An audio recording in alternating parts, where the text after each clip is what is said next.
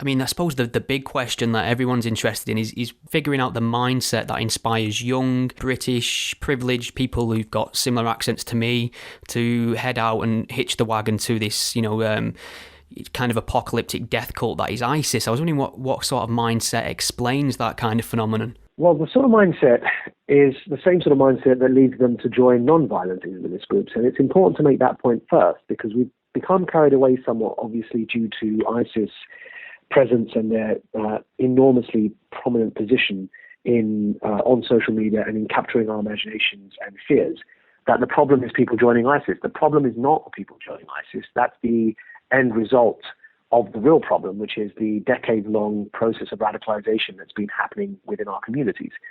Before ISIS, it was Al-Qaeda, and there will be something after ISIS.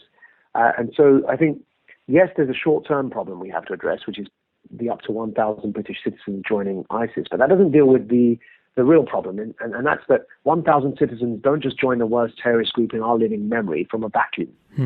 There must be a milieu and an atmosphere from which they're emerging. And we can survey that atmosphere. So when polled, according to one survey, up to 30% of British Muslims said that the idea of resurrecting a caliphate is indeed a good thing. It's a good idea. And I find that hugely problematic, that any notion of any form of theocracy, seeing that it is an appropriate form of governance for this day and age, I find it inherently repugnant. Now, whether one believes in a, using quotation marks here, moderate theocracy or a rigid theocracy, I mean, frankly, imposing religion on people is imposing religion on people. Imposing a headscarf or a burqa, one being less extreme than the other, is still an imposition. And so I, in principle, would like to see a situation where that 30% who somehow think that the idea of resurrecting a caliphate is a good idea, where that number significantly diminishes. And that's where I think the real problem is. It's in attitudes. And that's what the Prime Minister was addressing today in his speech. It was about these attitudes, addressing these attitudes to sort of get to the bottom of that. Why do people start adopting Islamist ideology as a viable alternative to the liberal democracy we have here in the UK? That's the question. And that comes down to four factors. And those four, in no particular order, could be, they start with a sense of grievance, whether real or perceived, whether it's grievance towards foreign policy or to domestic policy. And if that grievance is perceived and isn't really real, it's real for the person being radicalized. And that's all that really matters in responding to this question. The second factor is a charismatic the second factor is an identity crisis that emerges from the aggrieved, radicalizing individual who no longer feels British or no longer feels any form of connection to their surroundings, and begins to question whether they are Pakistani or British or indeed just Muslim.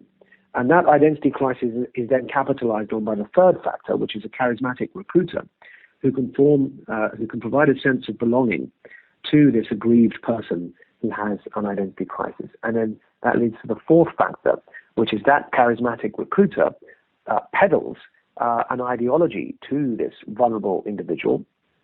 The individual then adopts this ideology, and that completes the circle. Once the individual adopts the ideology that I refer to as Islamism, Islamism then has a narrative or a propaganda, and that Islamist narrative, basically then what it does is it becomes the framework through which all other grievances are viewed. The grievances then become less relevant because Islamism itself creates its own grievances where it sees grievances where they may not even exist.